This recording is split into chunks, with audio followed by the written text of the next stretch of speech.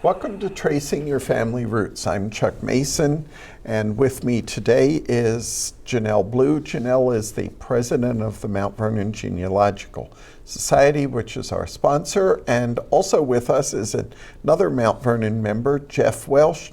Jeff is the treasurer of the society, and we did have Jeff on as a guest once before, but today we're going to talk about finding our relatives, and one of the things that we all hope is we find someone who is famous.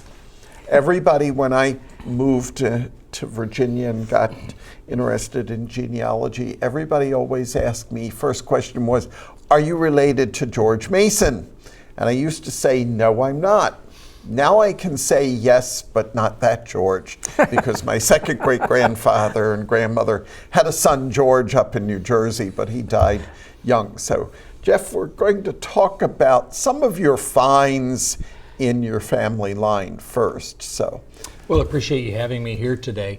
As I mentioned in our last session, I inherited paperwork from my mother in about 2010 of her genealogy research that she did in the 80s. I started putting it together, and when I retired in 2012, I started getting serious into my genealogy research. It started out as a hobby, spend a couple hours every day doing stuff like that. It has now become an obsession for me. When my wife comes home from work, she yells down into the basement and says, "How are the dead people doing today?" And I'll say, well, they're still dead, but I talked to two of them today where I found out information on them. And for me, that's very exciting. I haven't been able to light that fuse under her to get her excited in genealogy. But I took the information my mom had. I started building information data sheets on my ancestors, working from me back through parents, grandparents, great-grandparents, and working my way back.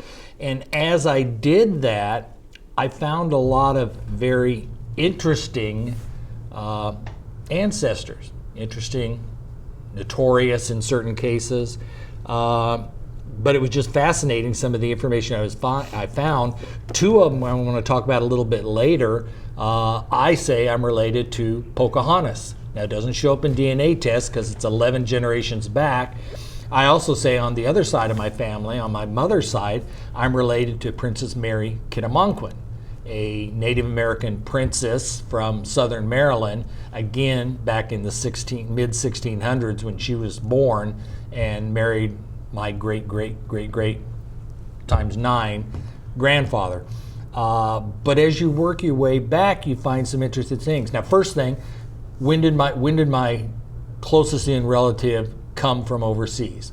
Well, that was my great-great-grandparents. They came from, of those 8 sets, I had 3 who came from Ireland, and I had 1 who came from Germany right around the late 1870s, 1880s. So I was able to find that information on when they came, what boat they came on, in certain cases, where they lived in the United States, and because the census records are great, where they lived, where they moved, who their kids were, what their ages were, when they became naturalized citizens. In the 1900, I think, or 1910 census, they asked how many children you had of the mother, and it would say how many children and how many are alive at this time. So you start putting all of that together. Then I found out a set of my great times 4 grandparents actually took a wagon train from Missouri to Oregon. And I found records that somebody kept, like a journal or a diary, during the wagon train trip. It wasn't my relative, but it was somebody else, and they're online. So I was downloading it. So actually I could visualize, okay, they join up with the train in Missouri, and they work their way all the way to Oregon. Now, my great-great-great-great-great-grandfather was 67 years old at the start of the trip. Kind of old for this. Mm-hmm. And his wife was 66. They made it to Oregon. They ended up settling in Roseburg, Oregon. He lived until he was 100 years old. Wow. And I was able to find all that information out on him in Oregon via newspapers.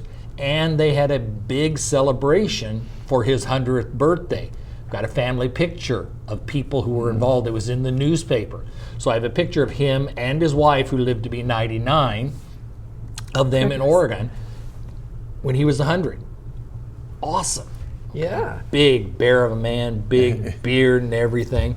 For some reason, he liked to wear women's smocks. I'm not quite sure, but that was in one of the newspaper articles. I guess they were just comfortable, but that was a big thing. But there's a museum in Roseburg, Oregon, that has pictures of he and his wife and some wagon train artifacts and stuff like that, which is really cool. I had a lot of ancestors who fought in the Revolutionary War. Now, I have not yet applied to be a member of the Sons of the American Revolution, but my sister has applied to be a member of the Daughters of the American Revolution, the DAR, and she has already identified, based on my research information, she has submitted and been accepted under 2 ancestors already. They found out she was a CPA before she retired. She's now the treasurer of the DAR Society in Denver, like I'm the treasurer of the Genealogy Society here in Alexandria. So one of these days I will submit an application to get into the Sons of the American Revolution, because I had a lot of relatives around the Great Times 5 level who fought in the Revolutionary War, and I have documentation of them. One of them was actually a spy on the Indians, and I've got a lot of records on what he did, based on the fact that he submitted for a pension when they could do that in the 1800s, and they write out what did you do during the Revolutionary War. You have witness statements that were with him. Awesome records. Oh, those are the best. The pension records can provide so much information. Absolutely. I don't go back to the Revolution.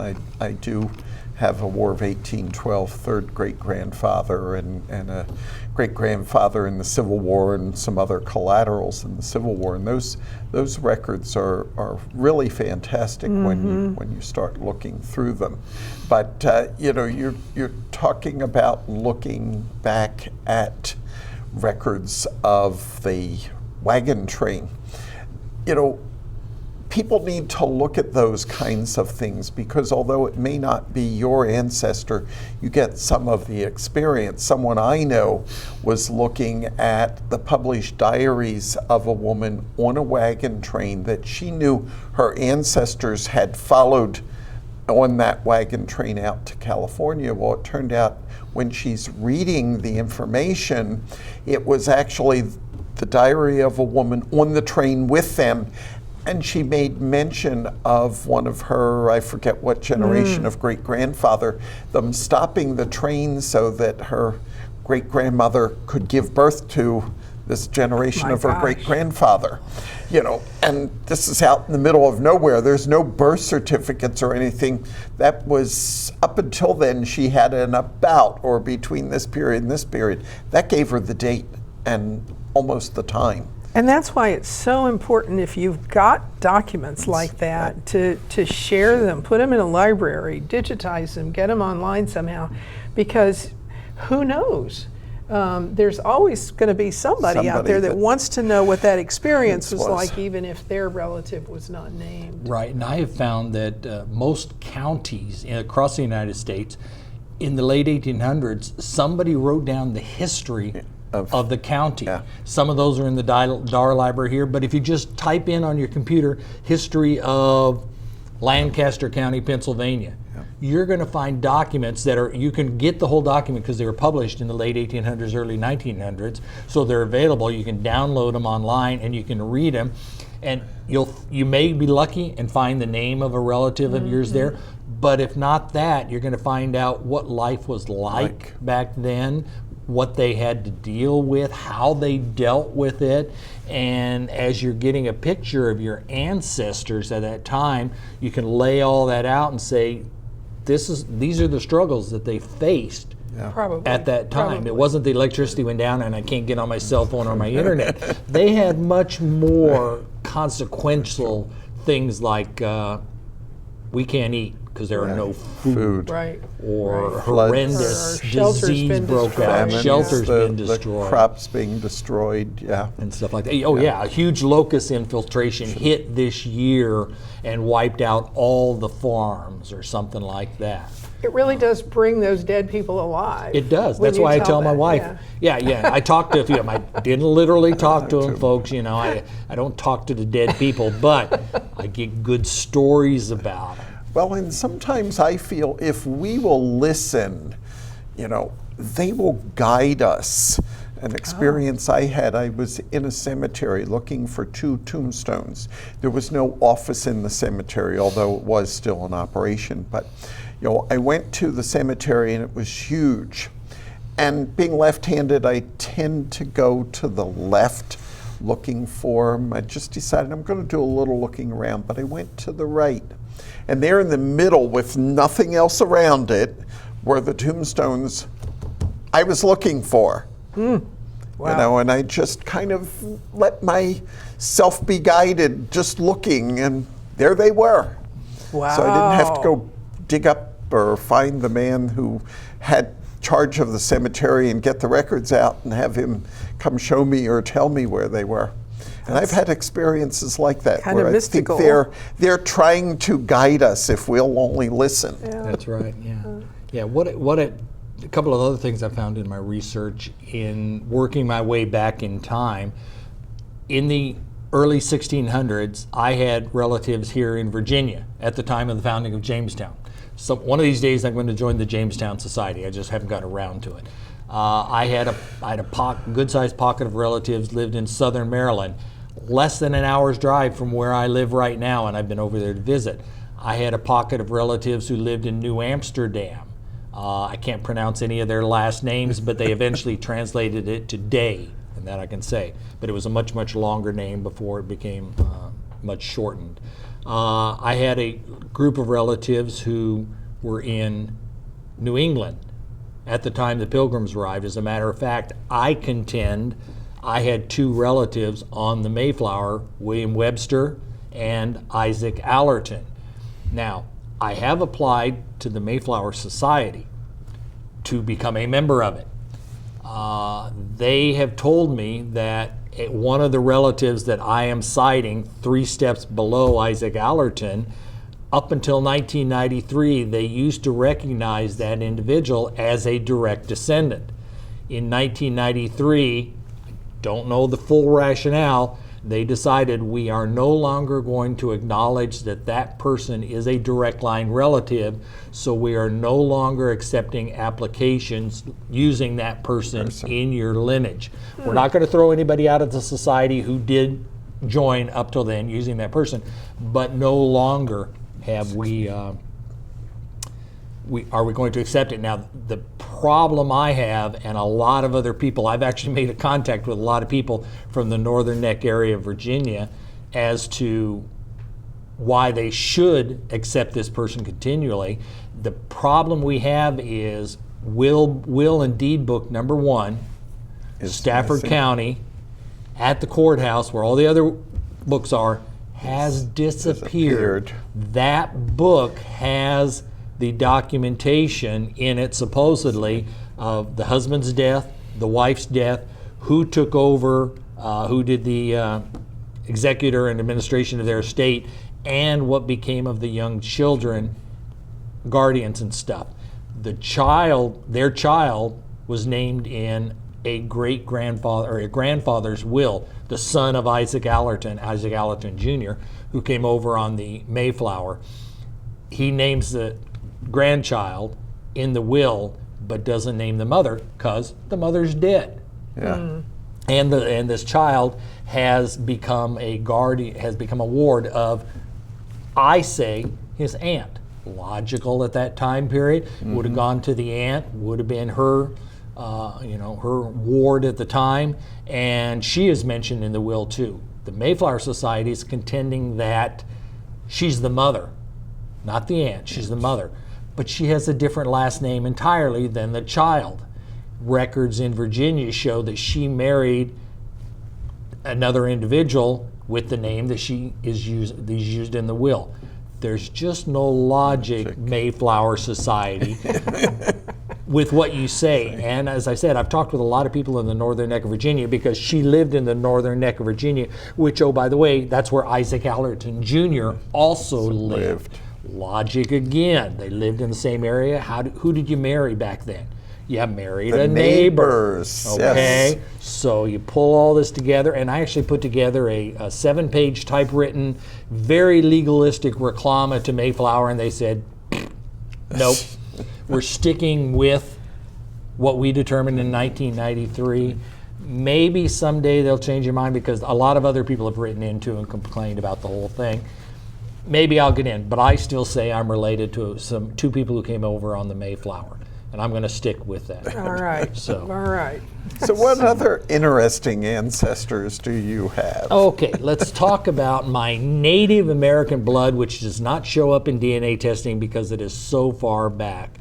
My research, working my way back in time, tells me that I am very likely related to Pocahontas, which generated my trip down to Williamsburg and to Jamestown to visit that area where Pocahontas was.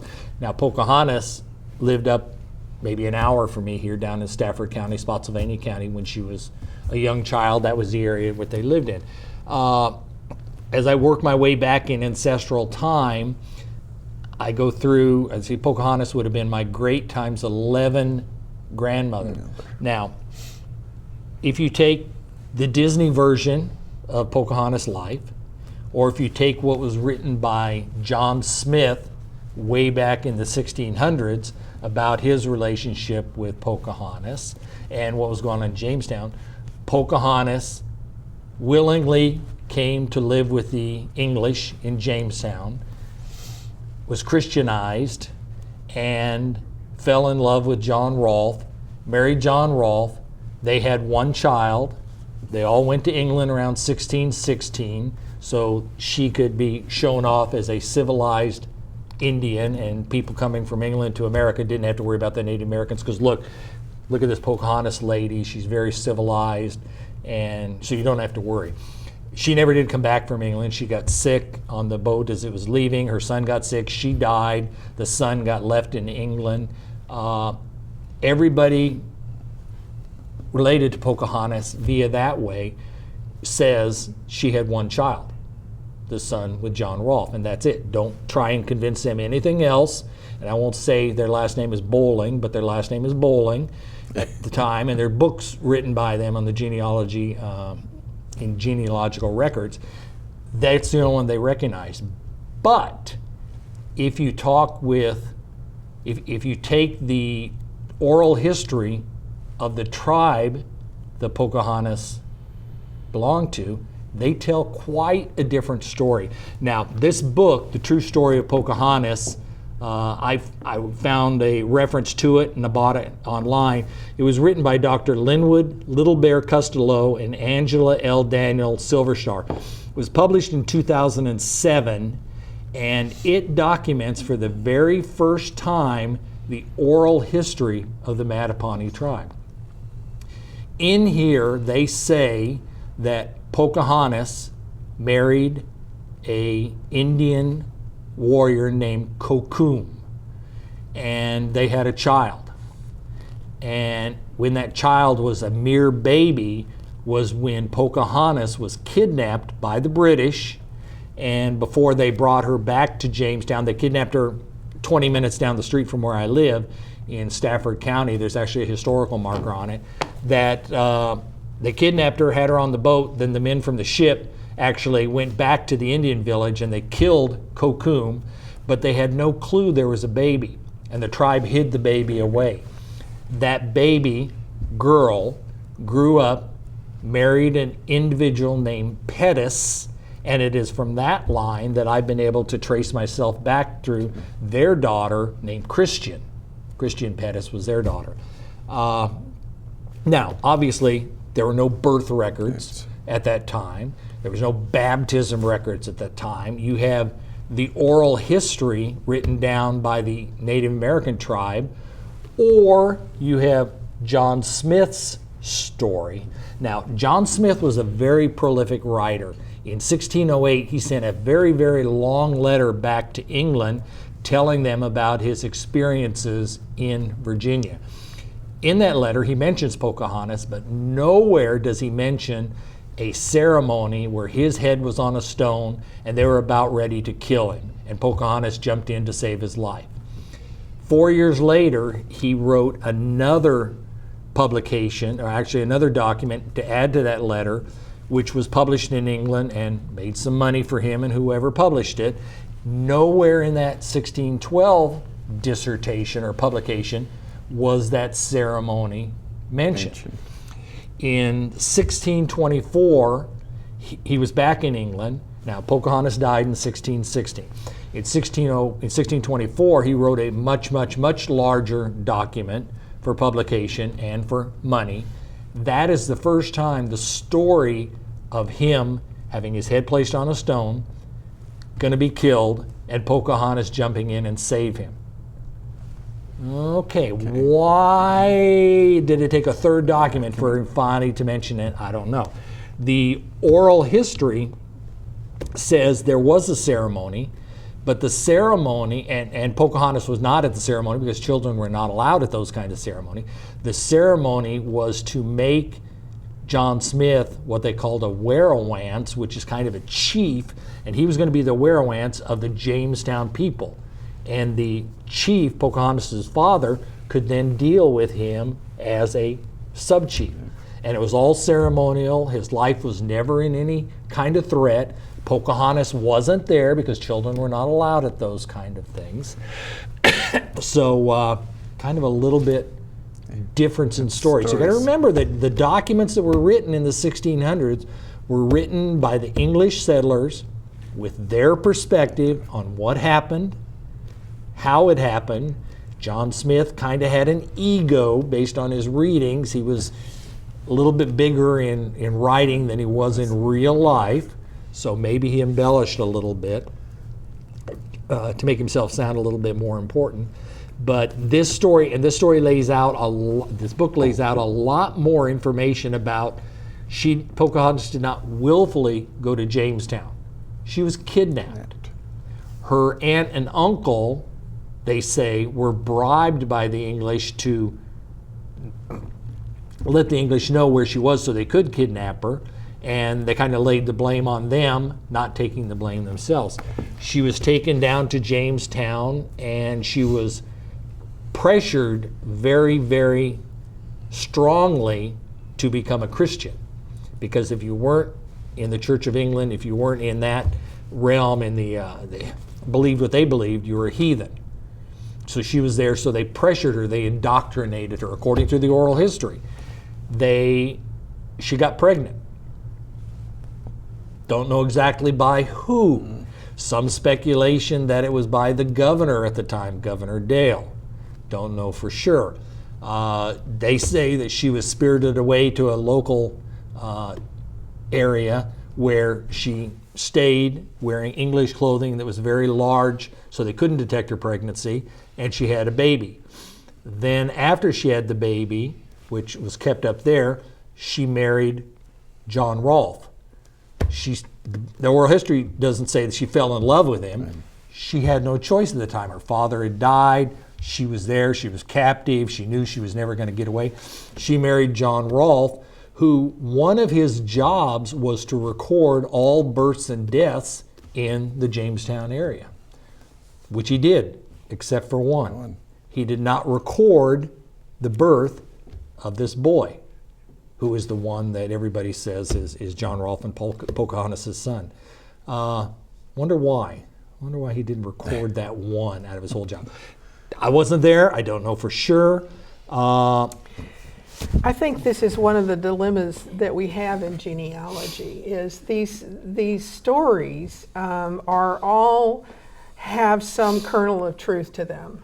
But you do have to look at it in terms of the writer and what was going on at the time and their motivation for either slanting it or bringing out certain things and not others. Honestly, in this case, because there are no records that you're going to ever be able to get, DNA is going to be the only way you can truly solve that. And it's going to be difficult because the DNA tests do not really reveal very much about Indian tribes. They haven't, for whatever the reasons, it's hard, it's difficult. So if your DNA says you don't have any Indian blood, well, it's possible that you might, although this is how many generations back? She is 11 on the other side, well, 11, 12, 13. 13 generations back on the other side, it's only 9, but still that's so far back. So autosomal is only going to give you about 7 or 8 potentially. I mean, it's possible that you could get more, but it would be a miracle to do that. So, but it's interesting to see the two, and you can understand both sides of their motivations, why they would. And the other question is, what took them so long to write down this oral history? I mean, maybe nobody. It was, who knows why? Yeah. And maybe there is something that's earlier. Who knows? But that is a genealogical dilemma that we face often. And it's something that we have to build a case, and this is far more complicated than some of them, but we still have cases where we have to put things together and analyze them, and one person is going to still come up with one conclusion and somebody else is going to come up with another conclusion. And ultimately in this case it's the society who has the ultimate, this is the one we're going to believe. Right. Yeah. That so which is true, this book or the Disney VHS tape on Pocahontas, or the coloring book on Pocahontas, or the comic book on Pocahontas, or John Smith's story on Pocahontas. As you say, Janell, probably there's a little bit of truth in both of them.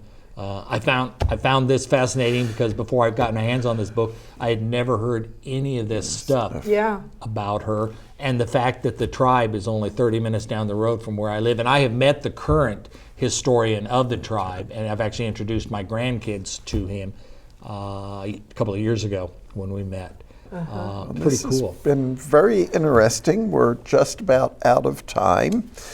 And please come visit the Mount Vernon Genealogical Society. We're located at 1500 Shenandoah Road in Alexandria. We have our meetings once a month on the third Tuesday of each month. We have great speakers.